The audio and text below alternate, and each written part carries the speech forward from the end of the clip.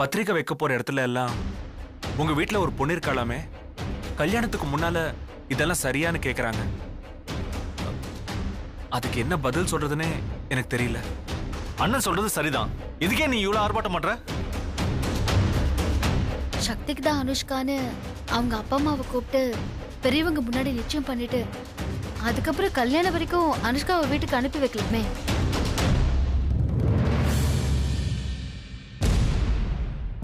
அண்ணி, திரும்பவும் என் மேல திருட்டு பட்டம் கட்ட பாக்குறீங்க. நான் உங்ககிட்ட பேக் தரும்போது அதுல 5 லட்சம் ரூபாய் இருந்துச்சு. இது பாரு, நான் உன்னை பத்தி எதுவுமே சொல்ல. நீதான் என் மேல திருட்டு பழி போடுற. நான் உன்கிட்ட ஒரே ஒரு கேள்விதான் கேட்டேன். பணம் எங்க? நீ தானே பேங்க்குக்கு போன, நீ தானே 5 லட்சம் வித்ட்ரா பண்ண. பணத்தை யாரு உள்ள வச்சது? நீ தானே. இப்ப பணம் எங்க? எங்கேயோ போச்சு. எப்ப பார்த்தாலும் பணம் பணம் பணம் தான் முக்கியமா? ஒரு மனுஷன் மேல நம்பிக்கை தான் முக்கியம். என்னமா நடக்குது? டென்ஷன் ஆகுதுடா. ஐயோ டேய்,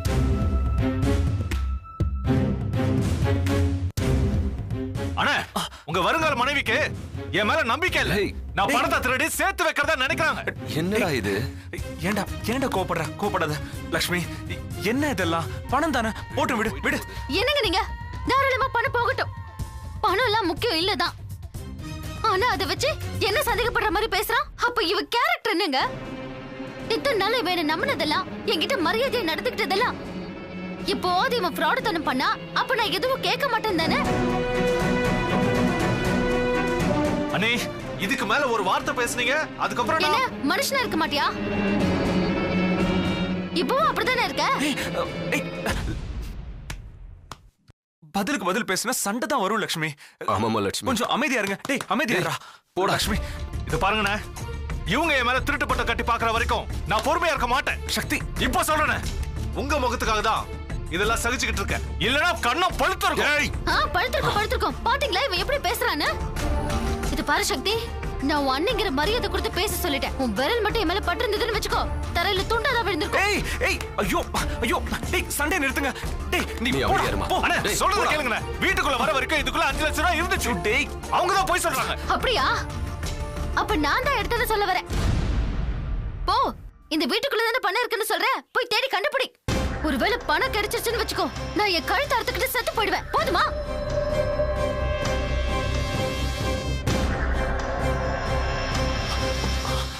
அண்ணே, நான் சொல்றத கேளுங்க. டேய் நீ எதுவும் சொல்ல வேண்டாம்டா. அண்ணே, முதல்ல என்னண்ணே? போ சொல்றேன்ல.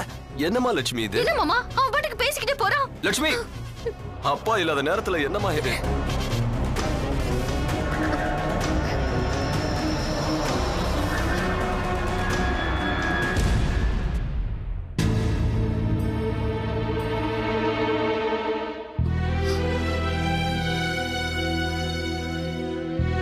என்ன மன்னிச்சிரு சக்தி, எனக்கு வேற வழி தெரியல.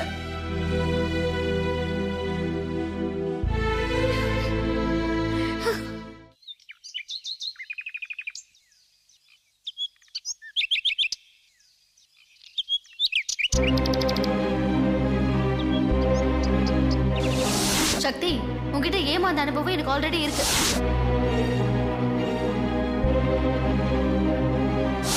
நீ தானே பேங்க்குக்கு போன, நீ தானே 5 லட்சம் வித்ட்ரா பண்ண. பணத்தை யாரு உள்ள வச்சது? நீ தானே. இப்ப பணம் எங்க?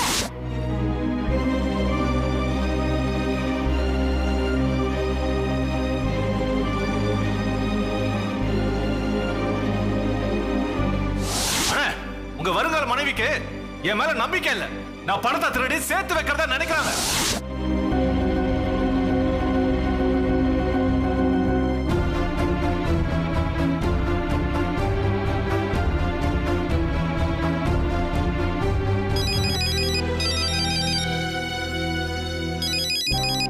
அண்ணி கூப்பிடுறாங்க. எதுக்கு இப்ப போன?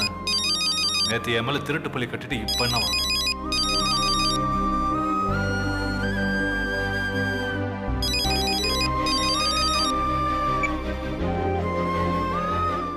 ஹலோ, சொல்லுங்க. என்ன சக்தி, கோவமா இருக்கியா? சரி, ஒரு நிமிஷம் என் ரூமுக்கு போய் உன்கிட்ட கொஞ்சம் பேசணும். சரி.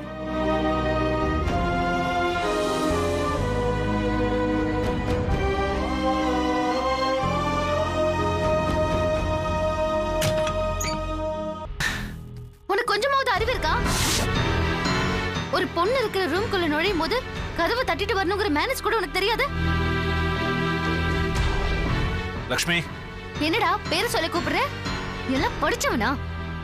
படிப்புக்கோ குணத்துக்கோ எந்த சம்பந்தமும் இல்லங்கறத தெளிவா உணர்த்துற. நீங்க என்கிட்ட தேவையில்லாம சண்டை போடுறீங்க. ஆமாமா, நான் சண்டைக்கு அலையறவதான். எப்படா யாரு கிடைப்பாங்கன்னு சண்டைக்காக அலையறேன். நீ சமாதான புறா அப்படி வெள்ளை கொடி வீசிக்கிட்டு வந்துடுற. இப்ப என்ன பிரச்சனை உங்களுக்கு? பொடவை கட்டிட்டு இருக்கும்போது உள்ள வந்துட்டு என்ன பிரச்சனைன்னு கேக்குற? உனக்கு வெக்கமா இல்ல? நான் உனக்கு அண்ணி. அண்ணினா அம்மா ஸ்தானத்துல இருக்கிறவ. அநேகமா உங்களுக்கு பைத்தியம் பிடிச்சிருச்சுன்னு நினைக்கிறேன். அதான் நீங்களா ஏதாவது கற்பனை பண்ணிக்கிட்டு என்கிட்ட சண்டை போடுறீங்க. ஆமாண்டா, நேத்துக்கு நீ என்ன திருடின்னு சந்தேகப்பட்ட, இன்னைக்கு எனக்கு பைத்தியக்காரன்னு பட்டம் கட்டுற. உன் நோக்கம் என்னன்னு எனக்கு புரிஞ்சு போச்சு. இவ எல்லாத்துக்கும் கணக்கு கேக்குறாளே, எல்லா விஷயத்திலயும் கரெக்டா இருக்கா? ஒரு பைசா வேணும்னா கூட இவகிட்ட தான் போய் கேட்கணும்னு நினைக்கிற, அப்படிதானே? ஆமா, அப்படிதான். சத்தியமா சொல்றேன், நீங்க எப்போ இந்த வீட்டுக்குள்ள அண்ணிங்கிற உரிமையோட வரீங்களோ அன்னைக்கே அந்த நிமிஷமே நான் இந்த வீட்டை விட்டு போயிடுவேன். உங்க கண்ணிலேயே படமாட்டேன். தேல் மாதிரி இப்படி கொட்டிக்கிட்டே இருந்தா என்ன பண்றது? உனக்கு புண்ணியமா போகும், வீட்டை விட்டு வெளியில போ. லக்ஷ்மி, டேய், என்னடா திரும்ப 2 பேருக்குள்ள பிரச்சனையா? பாசமா தானே இருந்தீங்க. அண்ணா நீங்க வேறண்ணே பாசமா இருந்த மாதிரியா இருக்காங்க?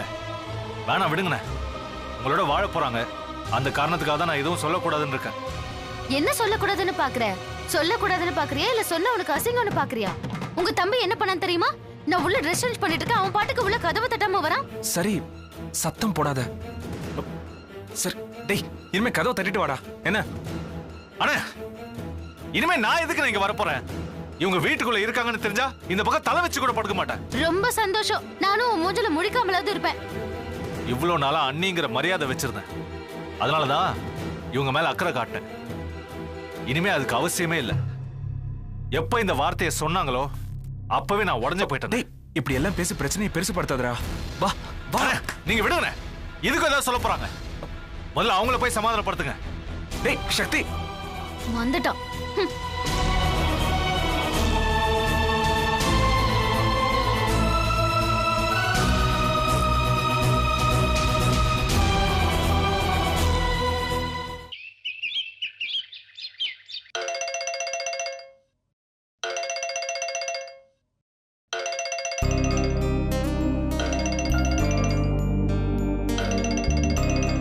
லட்சு, மாப்பிள்ளையோட போன் அடிக்குது பாருடி.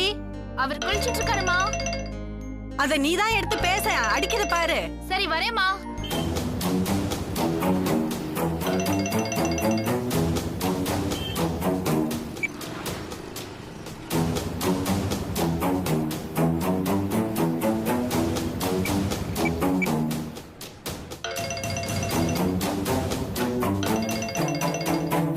ஏ லட்சு, போன எடேண்டி. வரேம்மா.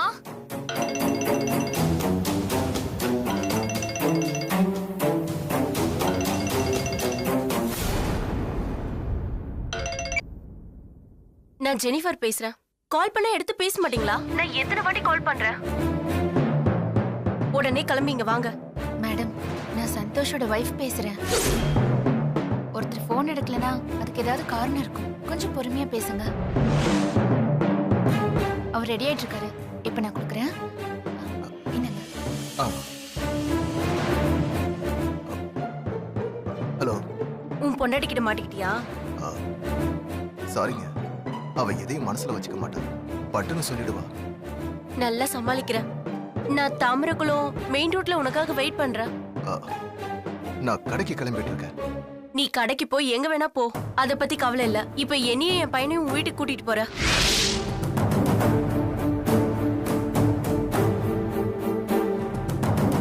உன் வீட்ல எல்லாரும் முன்னாடியும் உண்மையை சொல்றேன். அது கொஞ்சம் கஷ்டம் மேடம். இப்ப அதை விட பெரிய கஷ்டத்தை நீ அனுபவிப்ப. பரவாயில்லையா?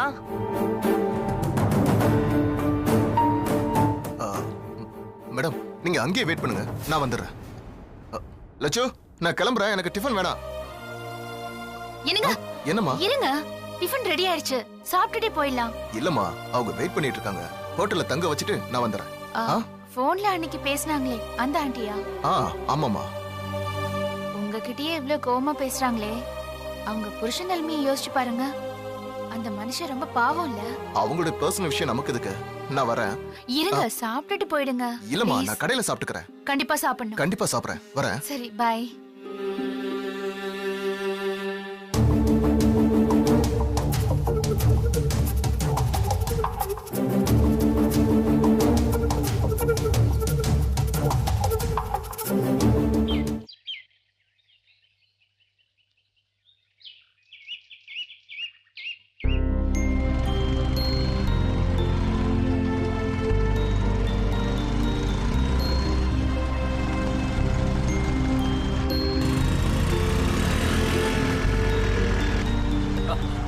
லட்சு வெற்றி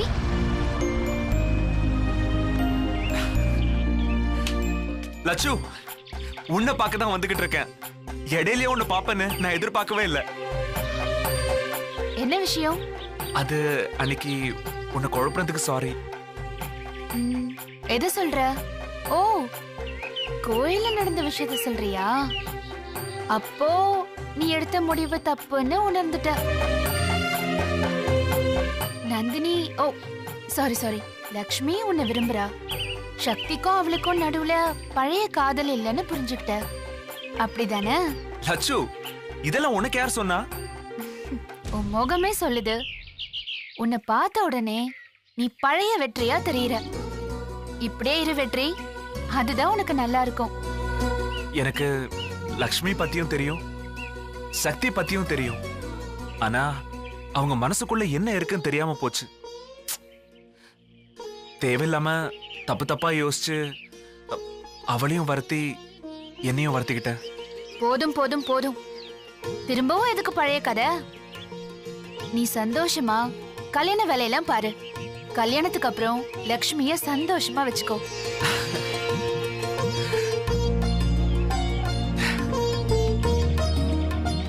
இனிமே எங்களுக்குள்ள எந்த பிரச்சனையும் வராது.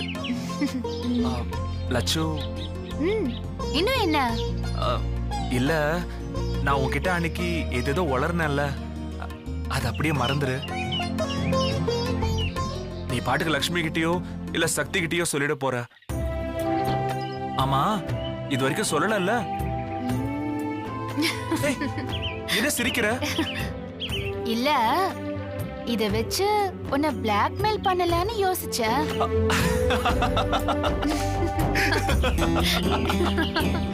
இதெல்லாம் போய் யாராவது சொல்லுவாங்களா?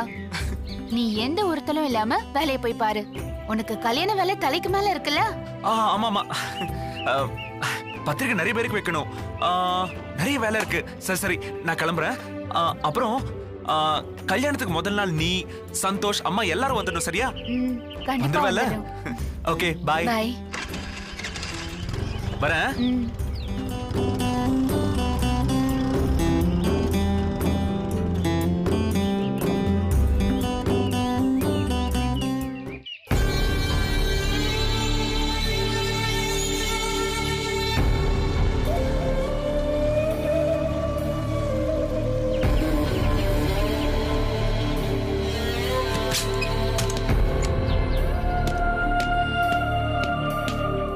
ஏன் இங்க வந்த? எதுக்காக எனக்கு போன் பண்ண? ஏன் என் நிம்மதியை கெடுக்கிற? நான் ஒரு போன் பண்ணாலே உங்க நிம்மதி கெடுதே. அப்ப இத்தனை நாளா நீங்க இல்லாம உங்க குழந்தைய பெத்து வளர்த்திருக்க. அப்ப நான் எவ்வளவு கஷ்டப்பட்டிருப்பேன். இன்னும் கூட எங்களுக்கு என்ன பதில் சொல்ல போறீங்கன்னு தெரியல. என் மனசுல எவ்வளவு வலி இருக்கும். இப்படி எல்லாம் பேசினா நான் பயந்துருவேன் நினைச்சியா? உன் பிளான் என்னன்னு எனக்கு நல்லாவே தெரியும். உனக்கு எவ்வளவு பணம் வேணும்? என்ன ரொம்ப அசிங்கப்படுத்துற. பணத்துக்காக அலையறவன் நினைச்சியா? உன் பணத்தை கொண்டு போய் குப்பையில போடு. இந்த குழந்தைக்கு அப்பா வேணும்னு வந்திருக்க. உங்க மனைவின்ற உரிமை வேணும்னு வந்திருக்க. ஜெனி, சிங்கப்பூர்ல நீ நானும் ஃப்ரெண்டா தான் பழகணும். அந்த ஃப்ரெண்டுங்கிற லிமிட்டை தாண்டி உன்கிட்ட என்னைக்காவது ஒரு நாள் அட்வான்டேஜ் எடுத்துக்கனா? சுத்தி வளைச்சு இப்ப நீ என்ன சொல்ல வர? இங்க பாரு, இந்த குழந்தைக்கும் எனக்கும் எந்த சம்பந்தமும் இல்லைன்னு சொல்ல வரேன். அப்போ நீ என்ன நம்ப மாட்ட? என்னால நம்ப முடியலையே. இங்க பாரு, இந்த குழந்தைக்கு எனக்கு எந்த சம்பந்தமும் கிடையாது. இப்போ கூட உன் கூட ஒரு நல்ல ஃப்ரெண்டா என்னால பழக முடியும். ஆனா எனக்கே தெரியாம இந்த குழந்தைக்கு எப்படி பிறந்திருக்க முடியும் ஜெனி? உனக்கு ஏதாவது பிரச்சனை இருந்தா சொல்லு, நான் ஹெல்ப் பண்றேன்.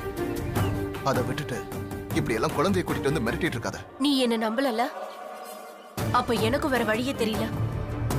நானும் என் குழந்தையும் வீட்டு வாசல்ல வந்து உட்கார்றோம். அவங்க முன்னாடி நியாயத்தை பேசி ஒரு முடிவுக்கு வந்துடலாம். இவன் எனக்கு உனக்கு பிறந்த குழந்தை நிரூபிக்கிறதுக்கு எனக்கு ஒன்னும் பெரிய கஷ்டமே கிடையாது. DNA டெஸ்ட் எடுத்து பார்த்தாலே போதும். பாத்துறவா?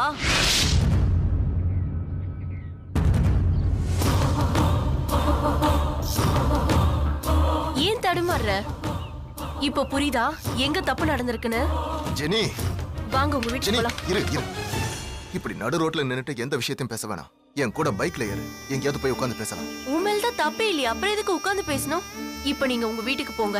நான் நியாயம் கேட்க வந்தா உங்களுக்கு எனக்கு எந்த சம்பந்தமும் இல்லைன்னு அங்க வந்து சொல்லுங்க. ஓ ஜெனி, ஏன் இப்படி என்ன இம்சை பண்ற? இங்க பாரு, எதா இருந்தாலும் உட்கார்ந்து பேசிக்கலாம். இரு வர.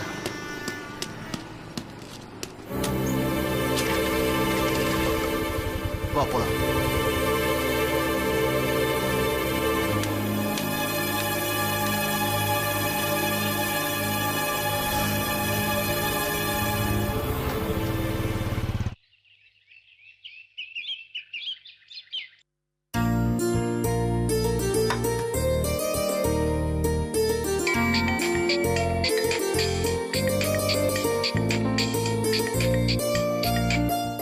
ஹலோ, சொல்லு லட்சு. நீ என்ன மாயம் பண்ண? நானா? வெற்றிய பார்த்தேன். நான் ஒரு குழப்பவாதி. நான் எதையுமே சரியா புரிஞ்சுக்க மாட்டேன். லக்ஷ்மி மனசுல நான் தான் இருக்கேன். ஒரு நிமிஷம் நான் தடுமாறி இருந்தா கூட என் வாழ்க்கையே போயிருக்கும். அப்படி இப்படின்னு புலம்பி தள்ளிட்டாரு. உடனே உனக்கு ஃபோன் பண்ணி சொல்லணும்னு நினைச்சேன். அதுக்குள்ள ஒரு சின்ன வேலை வந்துருச்சா, மறந்துட்டேன். ஏய், என்ன பத்தி வேற ஏதாவது சொன்னாரா? அது அவர் வாயாலே கேட்டு தெரிஞ்சுக்கோ. லட்சு, இதெல்லாம் போய் நான் அவர்கிட்ட எப்படி கேட்க முடியும்? கேட்கணும்.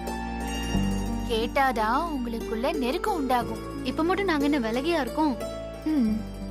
எங்க போனாலும் நானும் அவரும் சேர்ந்துதான் போறோம். தினம் கேலண்டர்ல தேதி கிடைக்கும் போதெல்லாம் எங்க கல்யாணத்துக்கு இன்னும் எத்தனை நாள் இருக்குன்னு மனசுக்குள்ளேயே கணக்கு போட்டு வாழ்ந்துட்டு இருக்கேன். புரியுது புரியுது.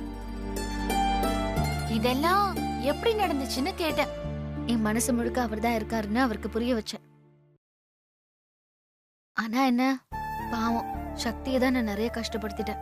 ஏன்? இல்ல லட்சு, எப்படியாவது வெற்றிக்கு மேல நம்பிக்கை வரணுங்கிறதுக்காக சக்தி கிட்ட கொஞ்சம் கடுமையா நடந்துகிட்டேன். ஏய், அவ்வளவுதானே. சக்திக்கு ஒண்ணு புரியாதா என்ன? இதுக்கு போய் ஃபீல் பண்ற? புரியும் தான்.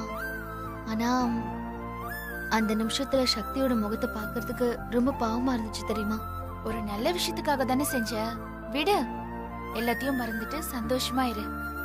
சக்தியும் உன்னை புரிஞ்சுக்குவான், வெற்றியும் உன்னை புரிஞ்சுக்குவாரு. வச்சுட்டா? லட்சு, ரொம்ப தேங்க்ஸ். நீ சொன்னதுனாலதான் எல்லா பிரச்சனையும் சுமூகமா முடிஞ்சது. ஏய், நமக்குள்ள எதுக்கு தேங்க்ஸ்? போனை வச்சுட்டு கல்யாண வேலை தலைக்கு மேல இருக்கும், அத முதல்ல பாரு. சரி, ஓகே, பாய். பாய்.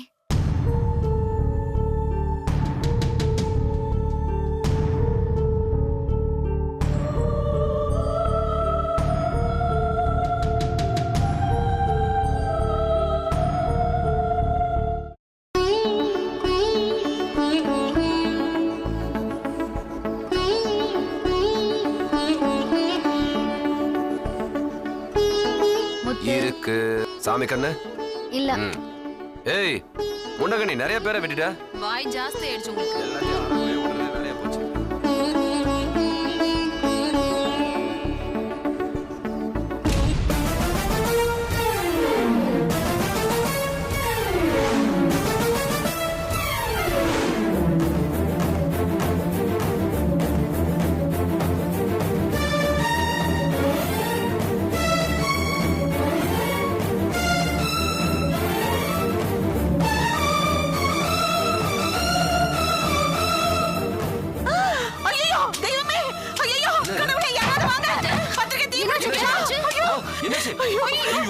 சாமி கிட்ட பத்திரிகை வச்சு கொண்டு எப்படியோ பத்தி எரிஞ்சிட்டு என்ன பண்றது?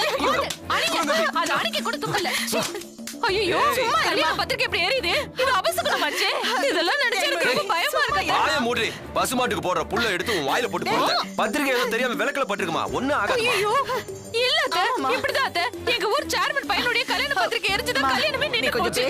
பேசாம இரு. டேய், உங்க அப்பாவுக்கு ஃபோன் பண்ணி சொல்லிடுறா. எனக்கு என்னமோ ரொம்ப பயமா இருக்கு. அம்மா, இதுக்கெல்லாம் போன் போட்டு அவரை பயமுறுத்த வேண்டாமா? இப்பவே சுவாமிஜி பார்த்துட்டாலே மனசாரு. எல்லாமே அபசகுணமா நடக்குது. அப்பா எதுக்குமா? நம்ம காலையில போய் என்ன ஆச்சுன்னு கேட்டுக்கலாம். நீங்க பதட்டப்படாம இருங்க. பயமா இருக்குடா. ஒண்ணு ஆகாதுமா, நான் இருக்கேன்ல. வாங்க, சொல்றத கேளுங்க. வாங்க, பயப்படாம வாங்க.